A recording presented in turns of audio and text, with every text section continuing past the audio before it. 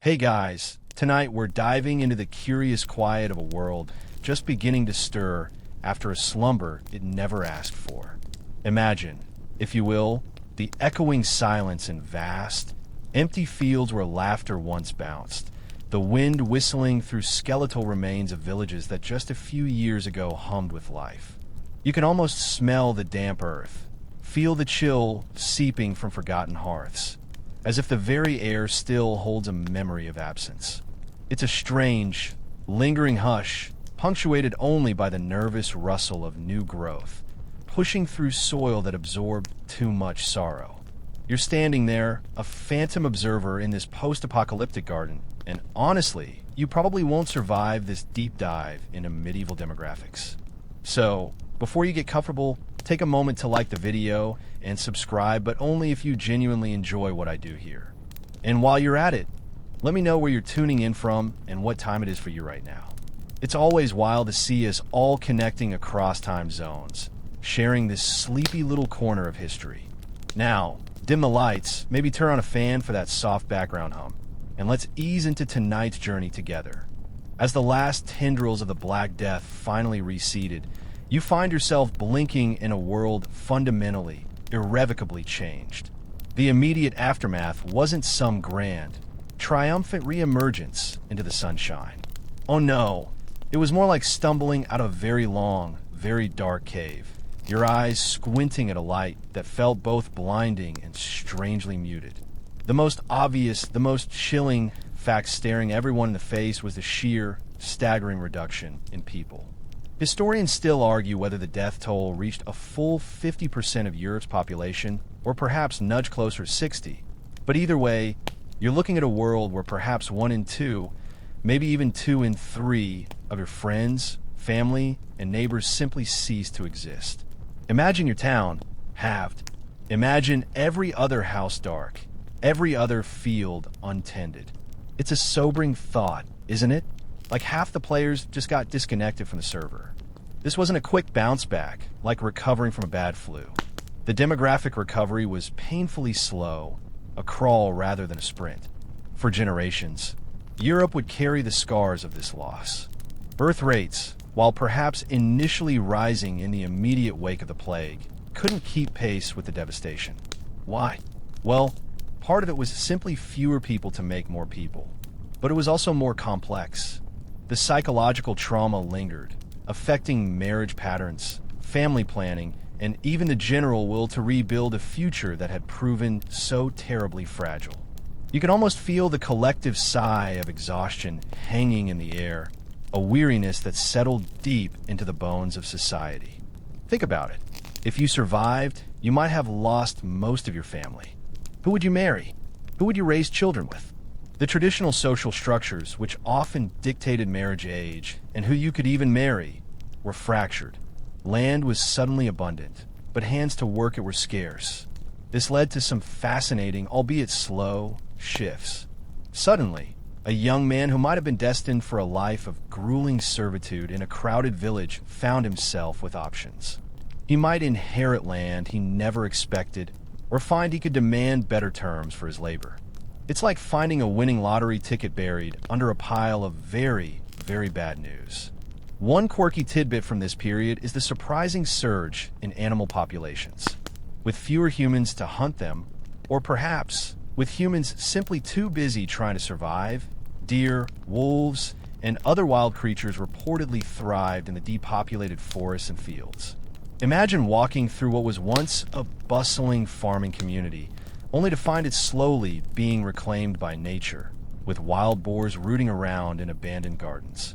It's a vivid picture of nature's relentless ability to fill a vacuum, even one left by such immense human tragedy. This demographic void wasn't just about the numbers. It reshaped the very landscape, leaving behind a strangely wilder, quieter continent. You might find yourself walking for miles without seeing another soul, just the rustle of leaves and the distant cry of a hawk, a stark contrast to the bustling, often overcrowded, pre-plague world. This lingering emptiness, this pervasive sense of loss, would ripple through every aspect of life in the decades and centuries to come, laying the groundwork for transformations no one could have predicted. This vast, unsettling emptiness, this absence of so many hands, naturally sent shockwaves through the very foundations of the medieval economy. You see, before the plague, life was largely dictated by a system where labor was cheap and plentiful. Lords held vast tracts of land, and legions of peasants, often tied to that land, provided the muscle. It was a bit like a medieval version of an all-you-can-eat buffet, but instead of food, it was endless, cheap labor. Then, suddenly, half the chefs, half the waiters, and half the dishwashers just vanished. What do you do when your entire business model depends on a workforce that's no longer there? The answer, quite simply, was that the value of labor skyrocketed. If you were one of the lucky survivors, especially a healthy, able-bodied peasant or artisan, your bargaining power suddenly went through the roof. It's like being the last person with a working internet connection in a world that just discovered TikTok. Everyone wants you. Lords, desperate to have their fields tilled and their harvest brought in, suddenly found themselves in a position they never expected. They had to compete for workers. They offered higher wages, better living conditions, and even, in some cases, freedom from the old feudal obligations that had bound families to the land for generations. Imagine being a serf your entire life, your destiny seemingly etched in stone, and then one day, your lord comes to you, practically begging, offering you actual money and fewer demands. It must have felt like a dream, or perhaps a very elaborate, slightly delayed April Fool's joke. This shift wasn't uniform, of course. Some lords, stubborn as old mules, tried to resist, clinging to the old ways. They tried to enforce maximum wage laws and reassert control, which, spoiler alert, often just made things worse and fueled simmering resentments. But the economic reality was undeniable. The power balance had decisively tilted, moving from land to labor. This created a ripple effect that touched every aspect of society. Suddenly, goods that required intensive labor to produce became more expensive, while land, once the ultimate symbol of wealth, became relatively cheaper. You might, as a shrewd survivor, consider buying up some of that cheap land, knowing that eventually, if you could find enough hands, it would become productive again. Or perhaps you'd put your newfound higher wages into something else, something a bit more comfortable, maybe even a little luxurious. This newfound disposable income among the lower classes was a subtle but profound change. It meant more people could afford things beyond basic subsistence, laying the groundwork for more vibrant local economies and markets. A quirky tidbit from this period involves the rise of sumptuary laws. These were laws passed by the elite, often in a panic, attempting to regulate what people could wear, eat, and display, especially the newly enriched commoners. It was basically the medieval equivalent of saying, "Hey, you peasants, stop buying silk and furs. That's our stuff. Stay in your lane." They tried to legislate social hierarchy through fashion, which, as you can imagine, went about as well as most attempts to tell people what they can and cannot wear. Historians still argue whether these laws were primarily about maintaining social order or simply a petty display of aristocratic frustration at seeing their old distinctions blur. Either way, it highlights the anxiety caused by this rapid economic mobility. This economic transformation wasn't a smooth, seamless process. It was messy, marked by conflicts between landlords and laborers, and by the desperate attempts of those in power to cling to a system that was slowly but surely crumbling beneath their feet. But beneath the chaos, a new economic landscape was forming, one where individual skill and labor held greater sway, and where the seeds of a more mercantile, less feudal future were beginning to sprout. You could feel the ground shifting under your feet, almost imperceptibly at first, then with increasing tremors, signaling the end of one era and the hesitant dawn of another. With fewer hands available and the cost of labor rising, the medieval agricultural landscape, the very backbone of society, had to adapt or simply starve. You see, before the plague, the dominant system was often intensive, demanding vast numbers of people to work small, fragmented plots, largely for subsistence. It was backbreaking, inefficient, and relied heavily on that abundant, cheap labor we just talked about. But now, with so many fields lying fallow, choked by weeds, and so few able-bodied farmers, a significant shift began to occur. It wasn't an overnight revolution, more like a slow, deliberate pivot, but a revolution nonetheless. One of the most immediate changes you would have noticed was a move towards less labor-intensive crops. Wheat, the king of grains, which required constant attention from plowing to harvesting, suddenly seemed like a massive undertaking. Farmers, or what few remained, started looking at alternatives. Think about it. If you're exhausted and there's only you and your aging uncle left to work the entire family plot, are you going to plant something that demands every ounce of your energy, or something a bit more forgiving? This led to an increase in the cultivation of crops like barley, oats, and even root vegetables.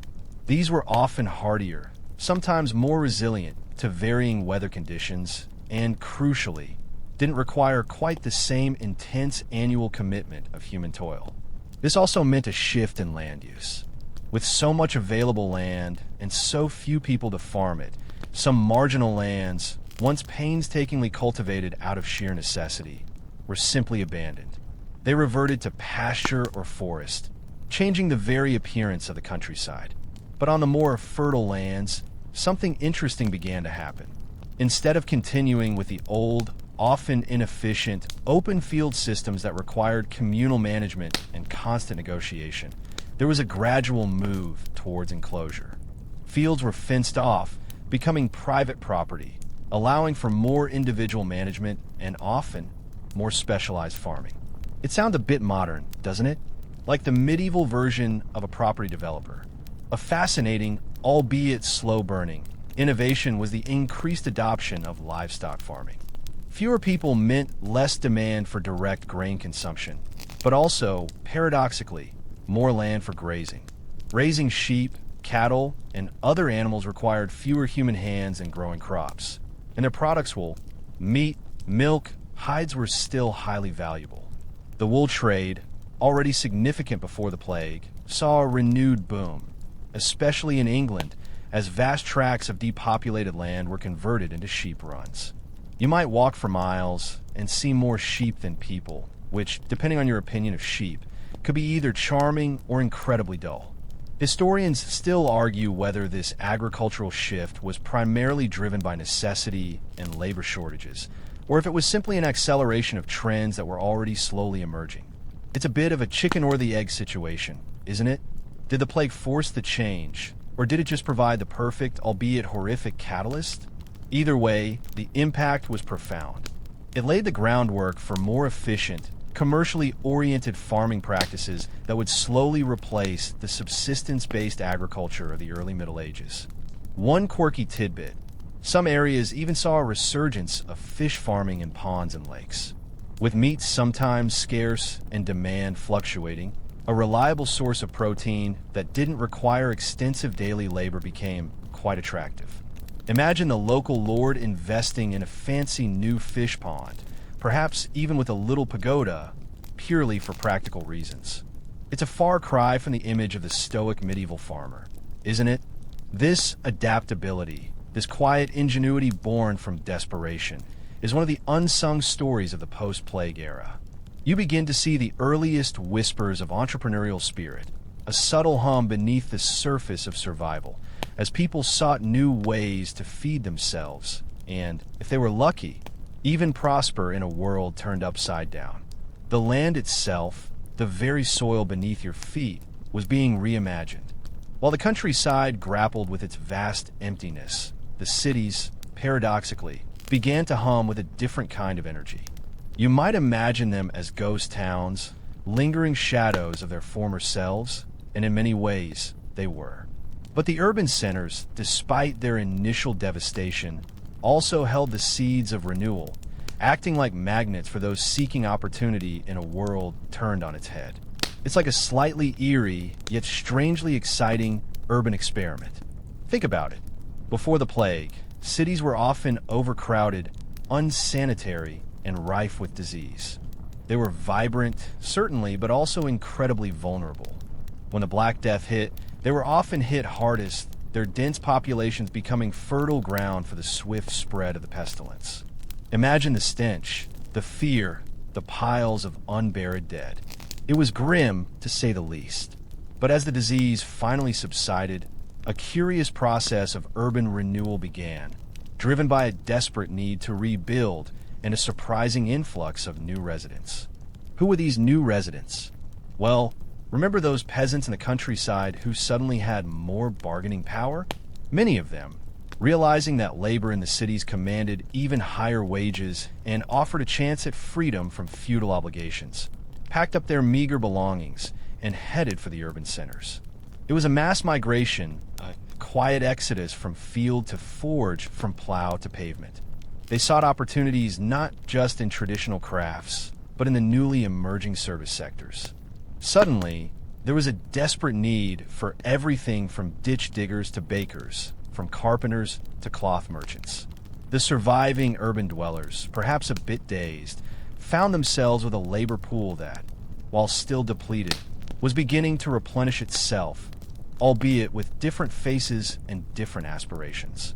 This influx of people, combined with the earlier high mortality, meant that cities had to adapt.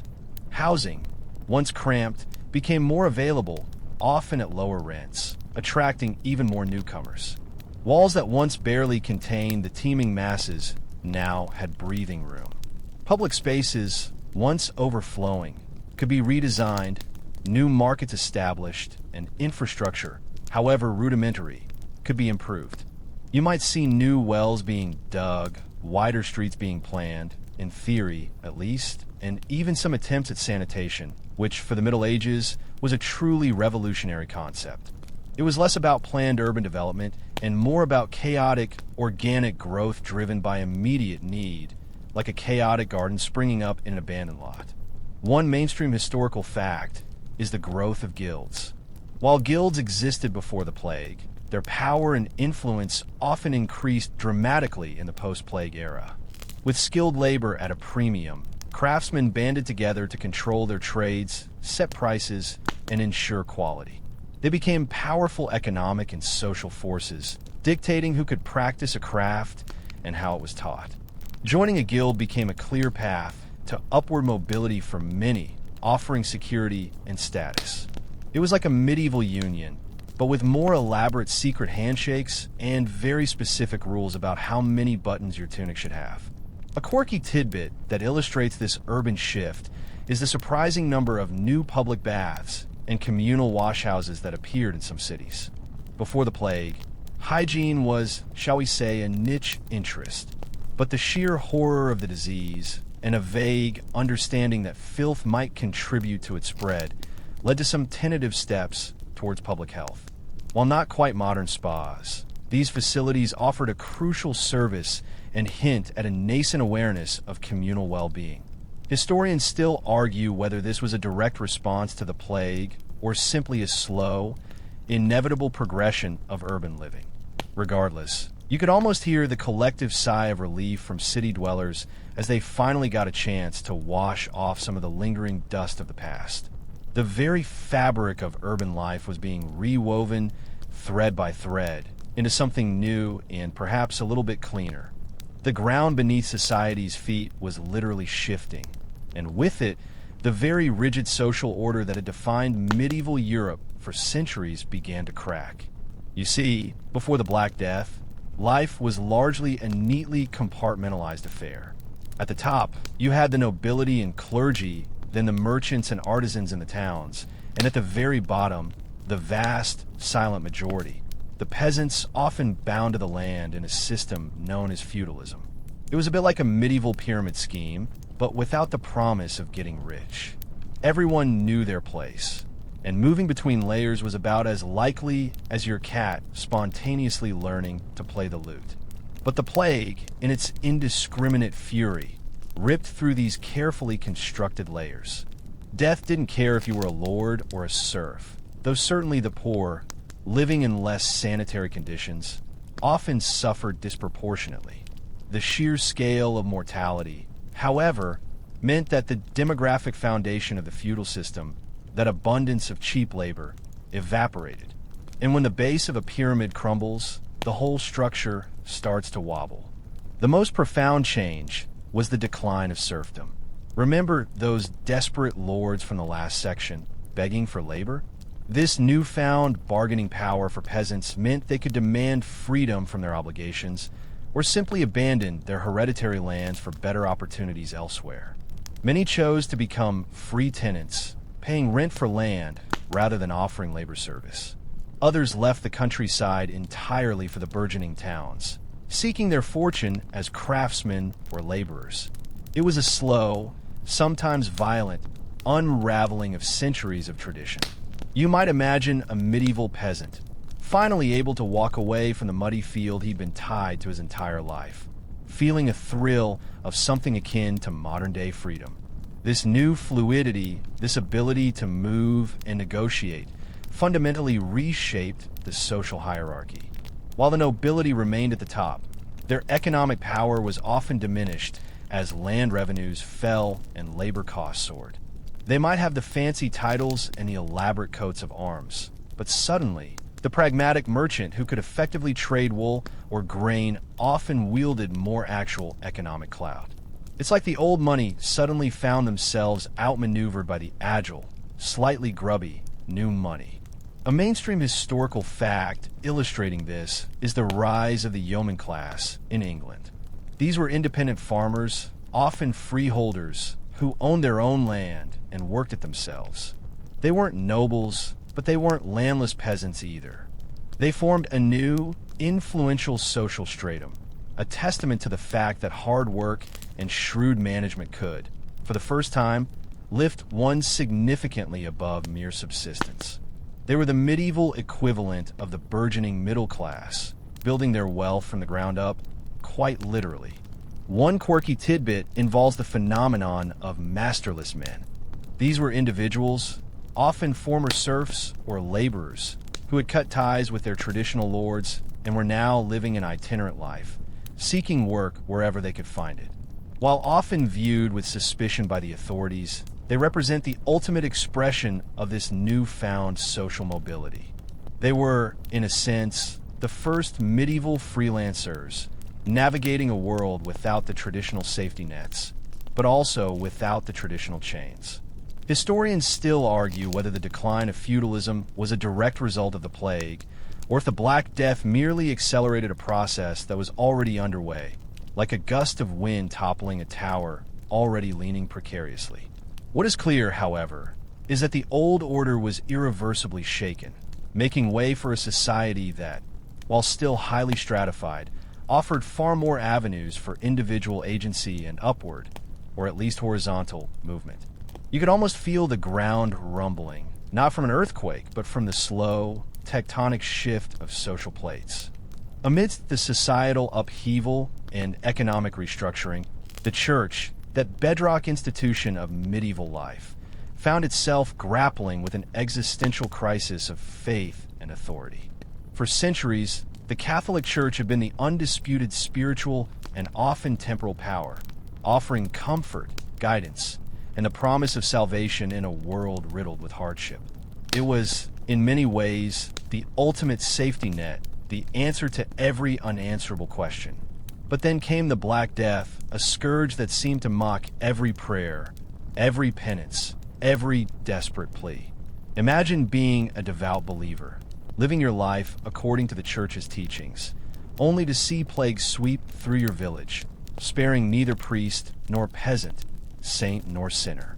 You might witness your parish priest, a man you trusted implicitly, dying a horrific death, or hear tales of monks abandoning their vows in a desperate attempt to flee the pestilence. The sheer, overwhelming scale of death and the apparent randomness of its victims challenged the very notion of divine justice. Why would a loving God allow such suffering? Why would the pious struck down alongside the wicked? These weren't just theological debates for scholars. These were raw, agonizing questions whispered in every grieving household. The church's institutional response was often clumsy, if not outright inadequate. While many clergy bravely ministered to the sick, dying alongside their flocks, others fled, or were seen to profit from the deaths of their parishioners. With so many priests dying, the church often had a hastily ordained new, sometimes less educated, clergy to fill the void. This led to a decline in clerical standards and, for some, a further erosion of respect for the institution. It was like a very old, very grand ship trying to navigate a hurricane with a skeleton crew, some of whom had only just learned to tie their shoes. This crisis of faith led to a variety of responses. Some people plunged deeper into mysticism, seeking a more personal, direct connection with God, rather than relying solely on the institutional church. Others turned to extreme forms of penitence, like the flagellants, who roamed the countryside whipping themselves publicly to atone for sins, believing the plague was divine punishment. It was a chaotic, often desperate, search for meaning in the face of incomprehensible horror. You can almost feel the spiritual anxiety hanging in the air, thick and palpable. A mainstream historical fact of this period is the Great Schism of the Western Church, which, while not directly caused by the plague, was exacerbated by the widespread doubt and instability it fostered. For decades, there were rival popes, each claiming legitimacy, further undermining the church's authority and sowing confusion among the faithful. If even the leaders of the church couldn't agree on who was in charge, how could ordinary people trust in its pronouncements? It was a spectacle that further chipped away at the church's image of infallible unity. Many wealthy individuals, terrified of dying unprepared and believing that good works could secure their salvation, left vast sums of money and property to monasteries and churches in their wills. This paradoxically made some parts of the church immensely wealthy, even as its spiritual authority waned. It's like getting a massive inheritance, but at the cost of losing your good reputation. Historians still argue whether the religious skepticism sparked by the Black Death was a short-term reaction, or if it laid the groundwork for the Protestant Reformation a century and a half later. What is clear is that the Black Death forced a profound reckoning with faith, death, and divine will, leaving an indelible mark on the spiritual landscape of Europe and forever altering its relationship with the Church. Even amidst the lingering shadows of death and doubt, something remarkable began to blossom across Europe. A vibrant, often startlingly new, wave of artistic expression. You might expect a world so recently traumatized to plunge into an era of somber, introspective art, focusing solely on death and despair. And while there was certainly an initial fascination with memento mori reminders of death, like skeletons dancing or grim, reapers the overall, trend quickly shifted. This artistic flourishing was not just a reflection of trauma, but also a testament to human resilience, newfound wealth, and a changing worldview. Imagine an artist having survived the plague, now commissioned by a wealthy merchant. Remember those newly influential folks? Instead of just the church or nobility.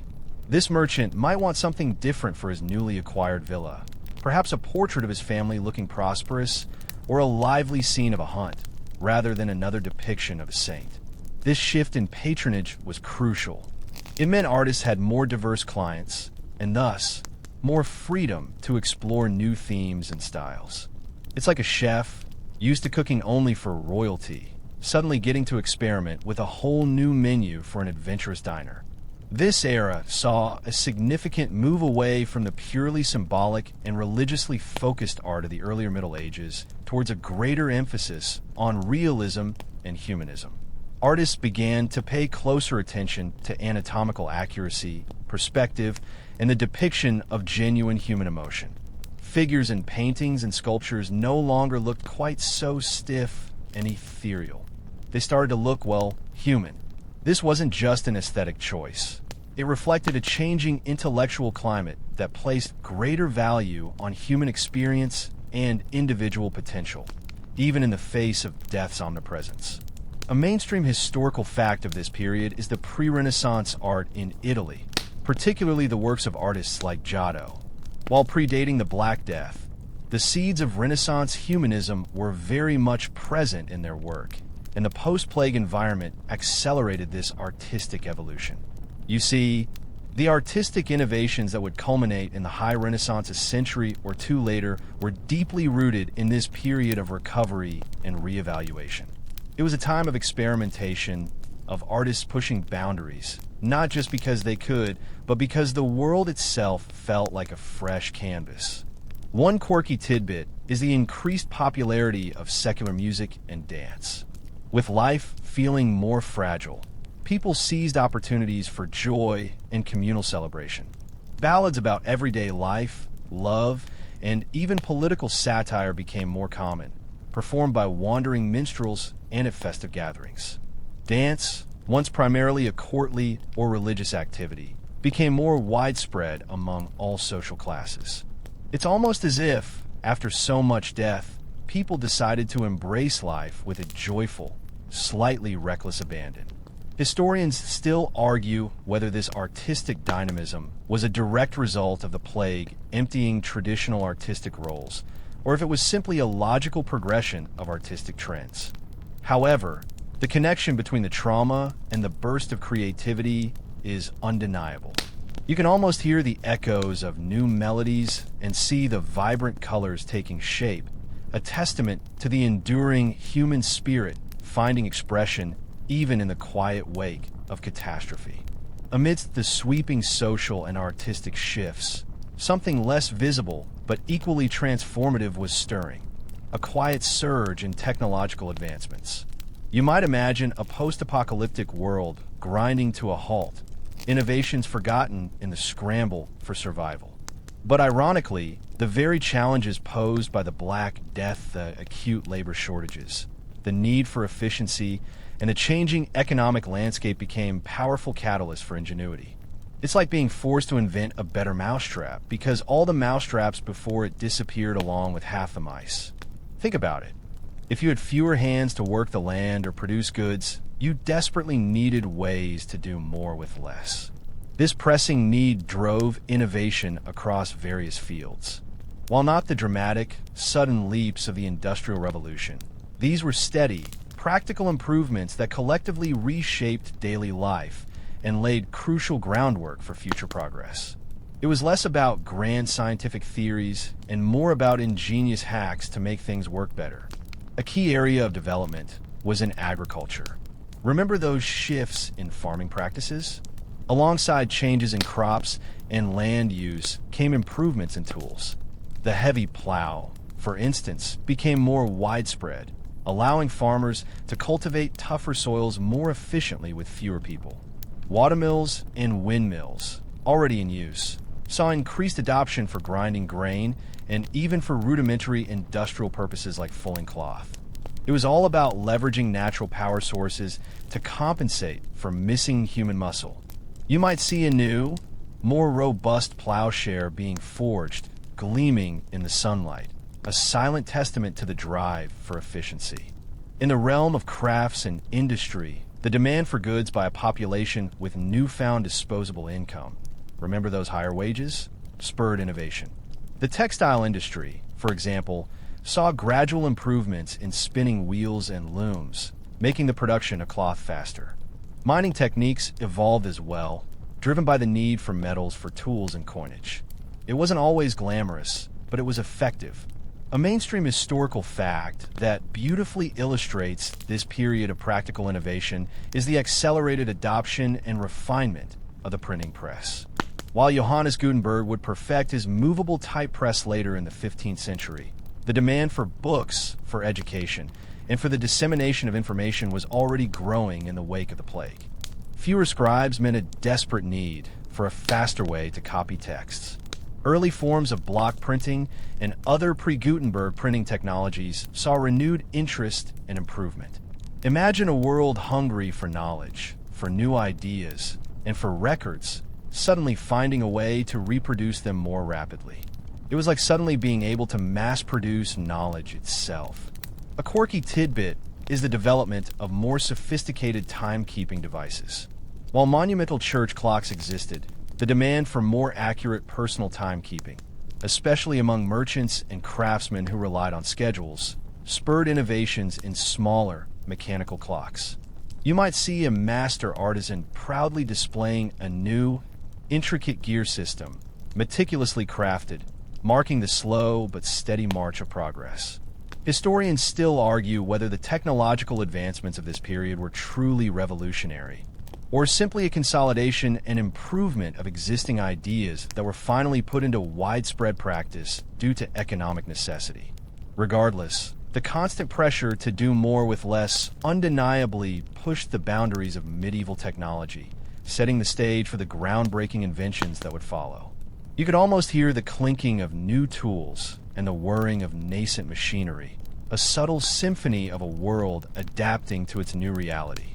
As the old social and economic pillars crumbled, a new, more centralized form of power began to emerge from the fragmented landscape of medieval Europe, the nation-state. You see, before the plague, authority was often diffuse, spread among countless local lords, powerful bishops, and independent city-states. It was a tangled web of allegiances and jurisdictions, like a medieval patchwork quilt with far too many designers. But the chaos and demographic upheaval of the Black Death created a vacuum, and into that vacuum stepped ambitious monarchs, eager to consolidate their power. Think about it. Local lords, many of whom had lost vast numbers of their peasant workforce, found their traditional power base eroding. Their income plummeted, their ability to field armies diminished, and their authority over a restless population often wavered. Meanwhile, kings, though also affected by the plague, often had broader tax bases and a more enduring administrative structure. They saw an opportunity to bring disparate territories under a more unified banner, building larger, more coherent political entities. It was like a game of medieval Monopoly, where the kings were suddenly buying up properties that their rivals could no longer afford to maintain. This period saw the gradual but determined assertion of royal authority over regional powers. Kings began to bypass powerful local magnates, often by establishing direct lines of communication and administration with their subjects. They developed more sophisticated bureaucracies, collected taxes more efficiently, and, crucially, began to raise standing armies that were loyal to the crown, rather than relying solely on the fickle levies of their nobles. This wasn't always a smooth process, of course. There were rebellions, power struggles, and plenty of medieval political intrigue, but the overall trend was undeniable. A mainstream historical fact exemplifying this shift is the 100 Years' War between England and France. While it began before the Black Death, the war continued throughout this period, and its prosecution forced both monarchies to develop more robust administrative and financial systems to sustain long-term conflict. The need to raise consistent armies and taxes directly from the populace, rather than through feudal intermediaries, accelerated the process of state building in both countries.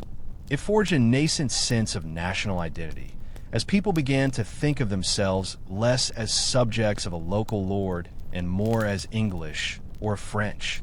You can imagine the propaganda of the day, rallying people around the king, not just the local duke. A quirky tidbit is the increasing use of vernacular languages in official documents. Before this period, Latin was the dominant language of government, law, and the church. But as kings sought to communicate directly with their subjects and administer their growing realms, they increasingly used the local languages English in England, French in France, Castilian in Spain, and so on. This wasn't just a linguistic convenience. It was a powerful tool for forging a common identity and strengthening the connection between the monarch and the populace. Historians still argue whether the rise of nation-states was an inevitable consequence of long-term social evolution, or if the Black Death provided the critical impetus that truly allowed these centralized powers to flourish. What is clear, however, is that the foundations of modern European nations were laid in this tumultuous period, as power flowed from the periphery to the center, creating larger, more formidable political entities on the continent. You could almost feel the borders of the future taking shape, solidifying with each passing generation. The profound shifts occurring across Europe demographic, economic, social, and political were all subtly, yet powerfully, laying the groundwork for one of humanity's most audacious endeavors, the age of global exploration. You might not immediately connect a devastating plague with voyages across vast oceans, but the seeds were undeniably sown in this period of recovery and reevaluation. It's like a spring coiling tighter and tighter, ready to release its stored energy. Consider the psychological drivers first. After witnessing such widespread death and the fragility of human existence, there was a strange mix of fatalism and a renewed zest for life. For some, the traditional worldview, centered solely on Europe and its immediate concerns, suddenly felt too small, too vulnerable. There was a yearning for something beyond the known, a desire to find new resources, new markets, and perhaps simply new horizons. It was a kind of post-traumatic wanderlust, a need to stretch beyond the familiar. You could almost hear the whispered conversations in taverns, filled with tales of faraway lands, perhaps exaggerated, perhaps even entirely made up, but captivating nonetheless. Then there were the practical impulses. The economic changes we discussed earlier, particularly the rise of the merchant class and the increasing availability of capital, meant there was money to invest in risky, yet potentially lucrative, ventures. These merchants weren't just interested in trading within Europe. They dreamed of direct access to the fabled riches of the East, spices, silks, and precious metals without relying on the expensive and often dangerous overland routes controlled by intermediaries. The closure or disruption of some of these traditional trade routes, due to political instability or changing power dynamics, further incentivized finding alternative maritime paths. It was all about cutting out the middleman, but on a grand, global scale. Furthermore, the rise of more centralized nation-states provided the political will and resources necessary for large-scale expeditions. Unlike fragmented feudal lords, powerful monarchs had the authority and the means to commission fleets, fund explorations, and lay claim to new territories. They saw exploration not just as an economic opportunity, but as a way to enhance national prestige and project power on a global stage.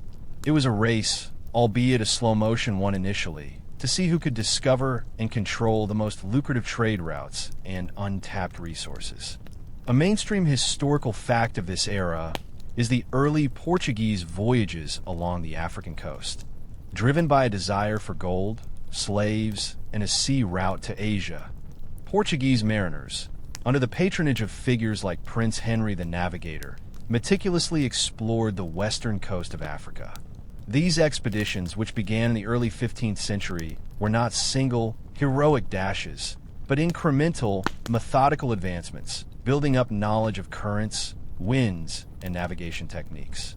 Each journey further south was a testament to persistent curiosity and growing ambition. A quirky tidbit that often goes overlooked is the role of improved cartography and shipbuilding. The necessity of better navigation for growing trade led to advancements in mapmaking, with more accurate depictions of coastlines and the use of latitude and longitude becoming more common. Similarly, ships became larger, more stable, and more capable of long-distance voyages. These weren't just boats. They were complex technological marvels of their time, capable of carrying more cargo and withstanding rougher seas. Historians still argue whether the spirit of exploration was fundamentally altered by the plague, or if it merely removed some of the obstacles that had previously held back Europe's innate curiosity about the world. Nevertheless, the post-plague environment undeniably primed Europe for an outward gaze, a restless urge to discover and conquer, setting the stage for an era that would redefine global geography and power dynamics. You could almost feel the salt spray on your face, the distant horizon beckoning, a new world awaiting discovery, or perhaps rediscovery. The sheer scale of death inflicted by the Black Death forced a stark and terrifying reckoning with disease itself, shaking medieval people out of their sometimes fatalistic acceptance of illness. You might imagine that medieval medicine was simply a collection of leeches and incantations, and while there was certainly an element of that, the plague spurred some surprising, albeit often misguided, attempts at understanding and mitigation. It was less about modern science and more about desperate trial-and-error problem-solving.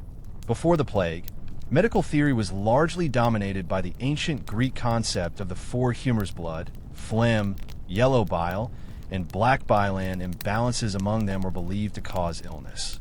Treatment often involved bloodletting, purging, or herbal remedies aimed at restoring balance. When the plague hit, this traditional framework proved woefully inadequate.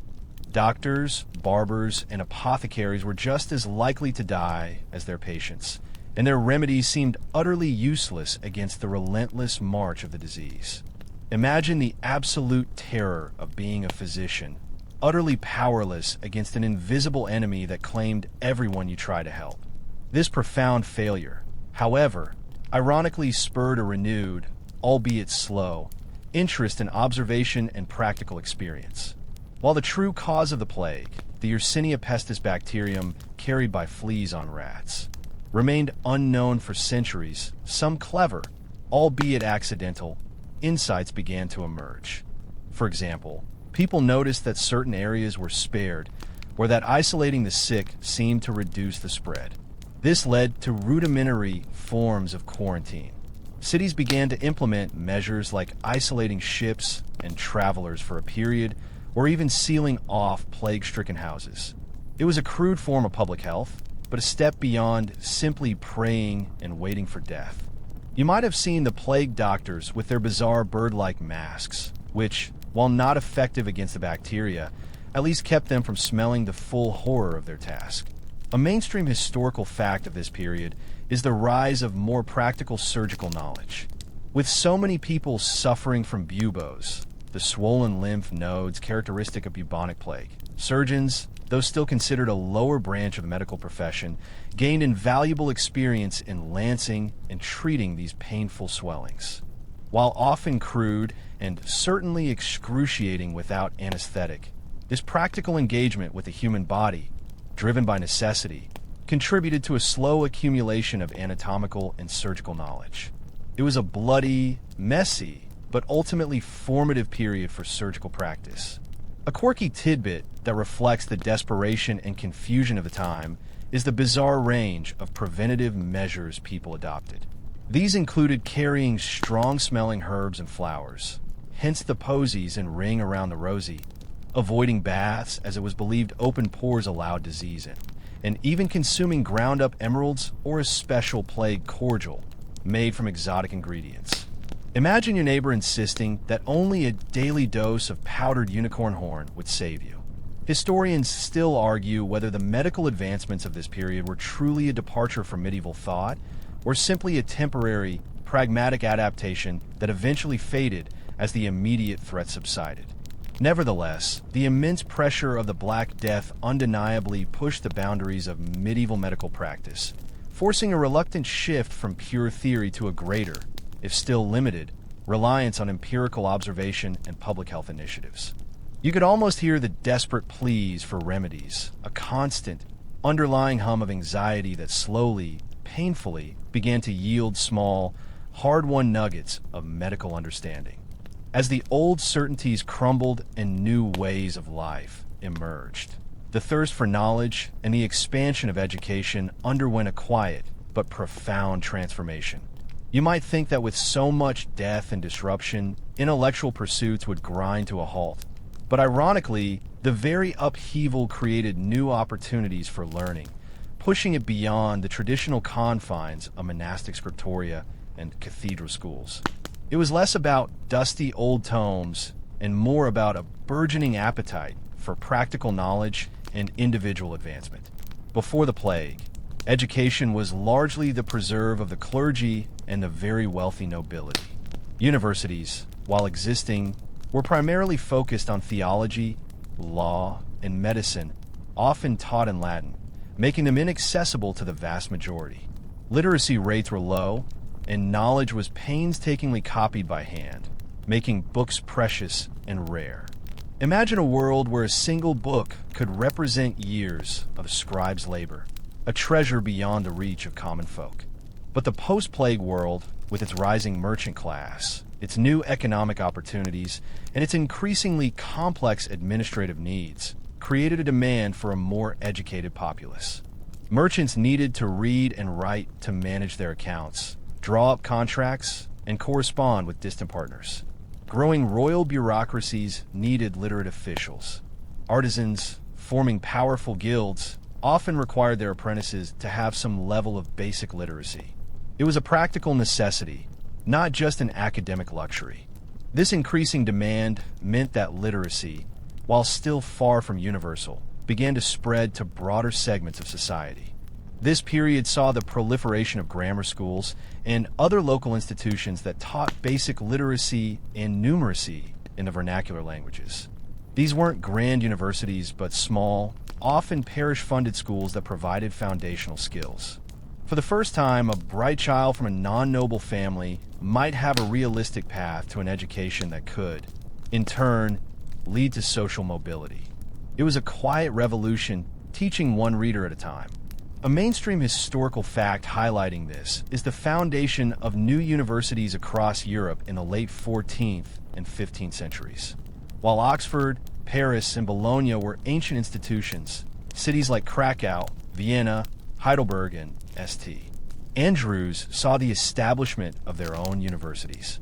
These new institutions often had a more practical bent, offering degrees in areas relevant to the new social order, such as law and medicine, reflecting the changing intellectual landscape.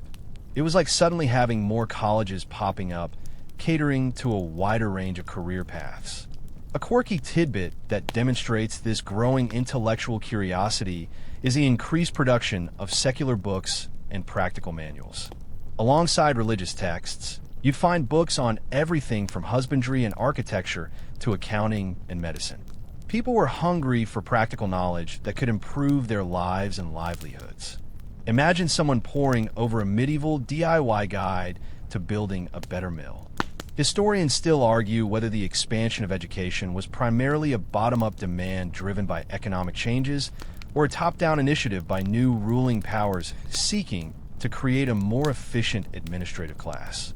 Regardless, the Black Death undeniably created a fertile ground for the slow but steady blossoming of learning beyond its traditional elite confines, sowing the seeds for a more literate and intellectually vibrant Europe. You could almost hear the scratch of quills and the rustle of new pages, a testament to a world hungry to learn and adapt. Hand in hand with the expansion of education and the increasing power of nation-states came a profound transformation in the very fabric of communication, the growing prominence of vernacular languages and literature.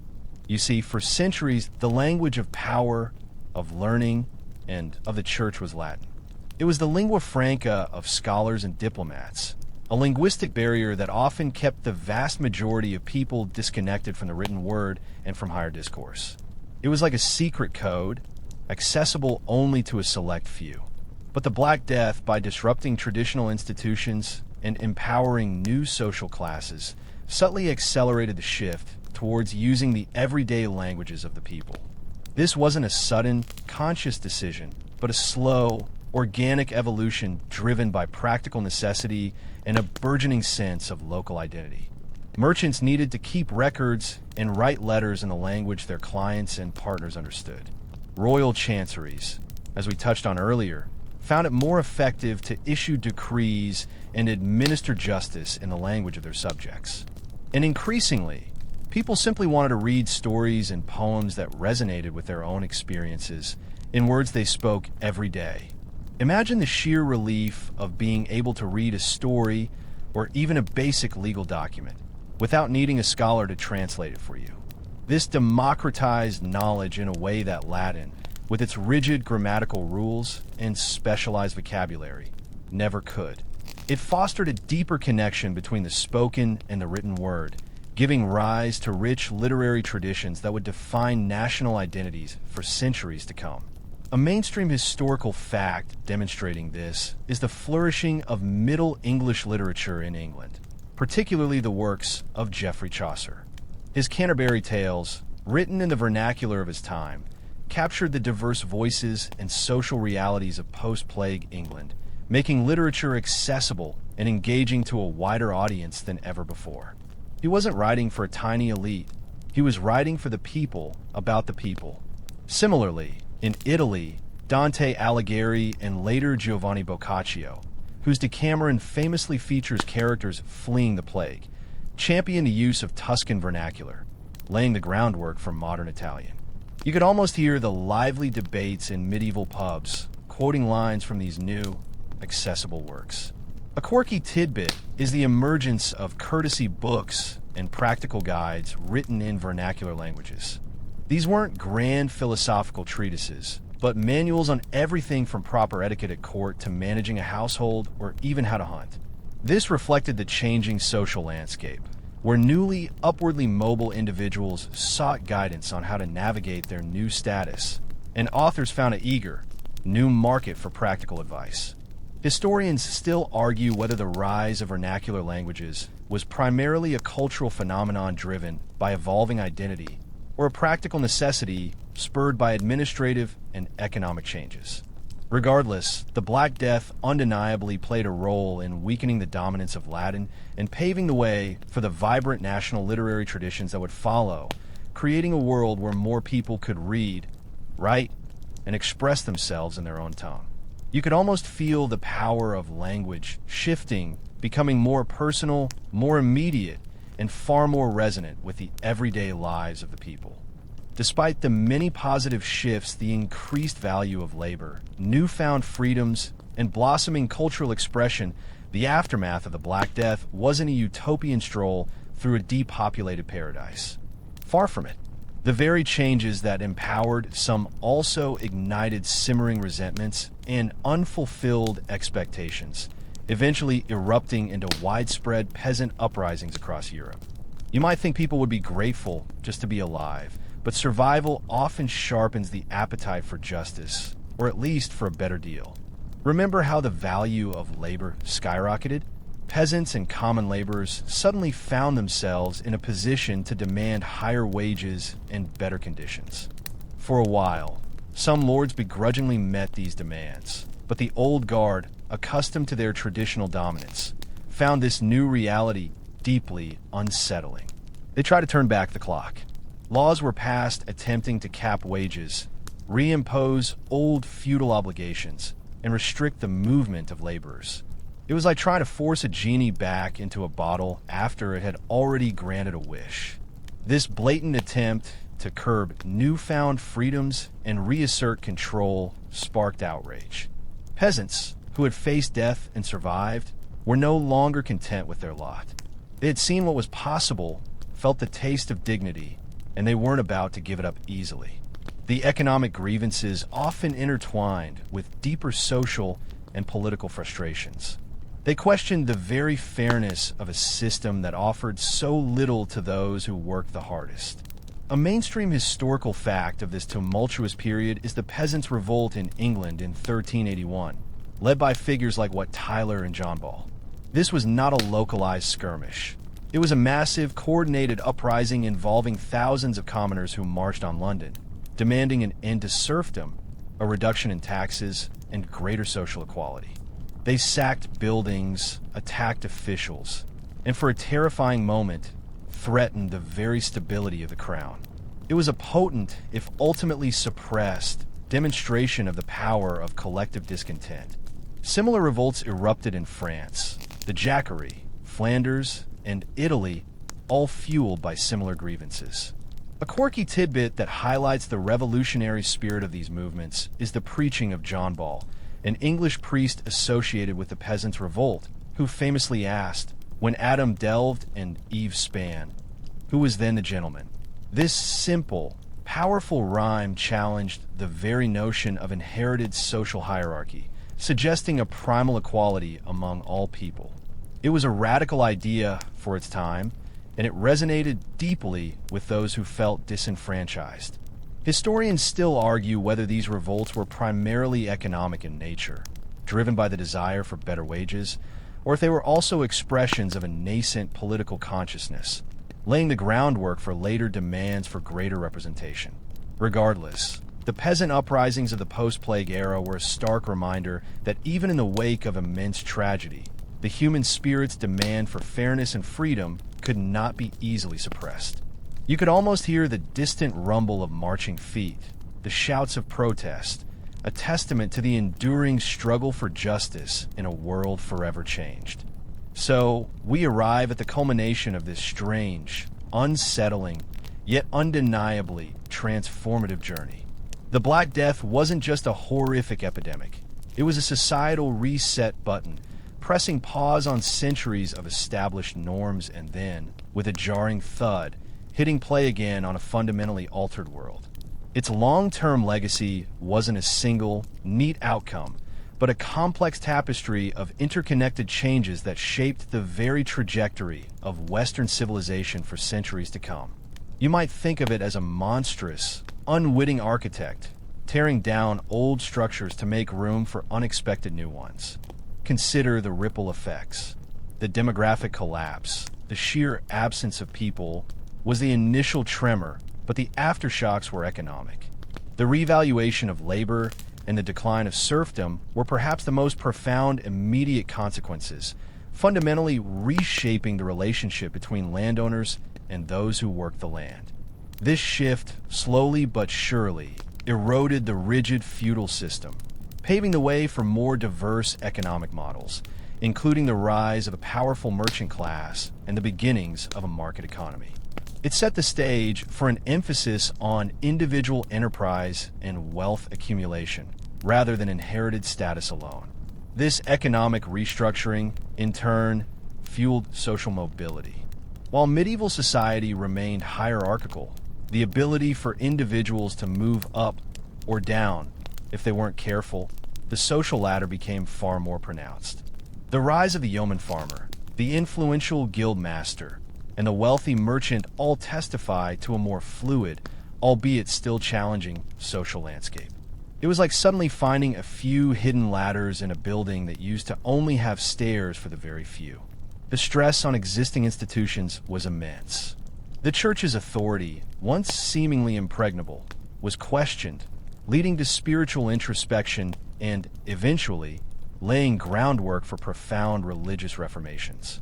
The fragmented political landscape of local lords gave way to more centralized, powerful nation-states, capable of mustering resources and projecting influence on an unprecedented scale. These burgeoning states, driven by economic ambition and the psychological need for new horizons, then launched Europe into an age of global exploration and colonization, forever altering the world map. A mainstream historical fact that encapsulates this enduring legacy is that the Black Death inadvertently accelerated the Renaissance.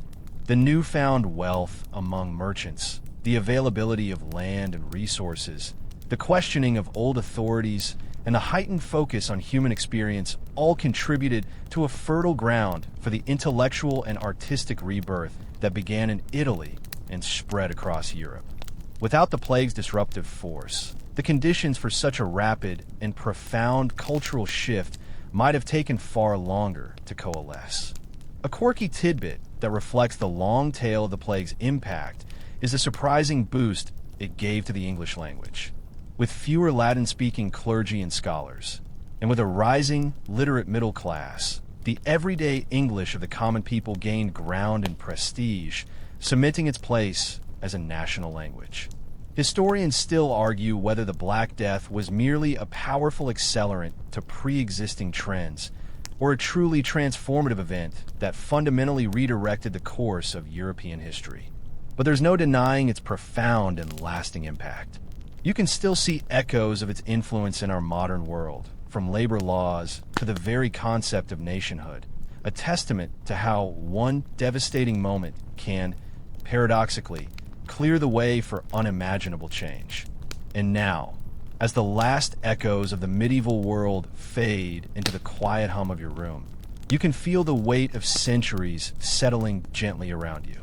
The story of what happened after the Black Death ended isn't one of swift triumph, but of slow, grinding resilience, of a continent painstakingly stitching itself back together, thread by thread, into something entirely new.